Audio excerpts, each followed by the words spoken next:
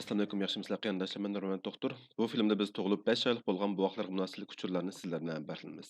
Agar chayingiz tayyor bo'lgan bo'lsa, qani ishkash biz bilan bu mazmunni huzurlaning. 5 oylik buvoqlarning badandagi o'zgarishlari. 5 oylik buvoqlarning bosh aylanmasi 40 santimetrdan 45 santimetr atrofida bo'ldi. Bo'y uzunligi bo'lsa 59 santimetrdan 70 santimetr atrofida bo'ldi. Badan yig'iligi bo'lsa 5100 dan 9000 gram atrofida bo'ldi. 5 oylik buvoq bir kun ichida jami 4 qitimdan 6 qitimgacha oziqlanish ehtiyoji tug'ildi. Buvoq kechida 10 soatdan 12 soat atrofida uxlaydi. Ham 2-3 qitim uyg'onib sut ichishi mumkin. 5 oylik buvoqlarning o'xshamagan bir qancha asosiy ochiq ranglarni farqlaydigan bo'ladi. Ham o'z yaxshi ko'rgan rangni ko'rganda xush bo'ladi. Cho'ng narsalardan asta-asta kichik hajmdagi narsalarga diqqat qilishga boshlaydi. Yerga urilgan cho'ngroq to'pning harakat yo'liga ko'zi bilan ergashalaydi. Ovoz kelgan nuqtaga ittik diqqatini markazlashtiradi. Atrofdagi odamning ovozining hissiyotini his qilalaydi. Shunga ochiqlanib gap qilishdan cho'qim saqlaning. Zehni taraqqiy qilgan bo'ladi. Yig'laganda yana kelganligingizni biladi. A va O'ga o'xshash ovozlarni qayta-qayta chiqara oladigan bo'ladi. Kulish va yig'lash orqali hissiyotini ifodalaydigan bo'ladi. Ba'zi buvoqlarga tish chiqqanda yeni qizitma va eg'izi qichishib, jili bo'lish, yig'lash ahvollari ko'rilishi mumkin. 5 oylik buvoqqa va ota-onaga tavsiyalarimiz. Birinchidan, bu oydami ona sutini davom qilish bilan birga buvoqning temir va vitamin dorilarini davom qiling. Ona suti balkim endi asta-asta yetishmaslikka boshlaydi.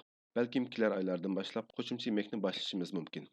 Ikkinchi, bu oyda vaksina bor yo'qligini sog'liqni saqlash markazidagi sestralardan so'ragach, buvoqning bosh aylanmasi, bo'y uzunligi va kilo og'irligini o'lchab maslahat ilishni unutmang.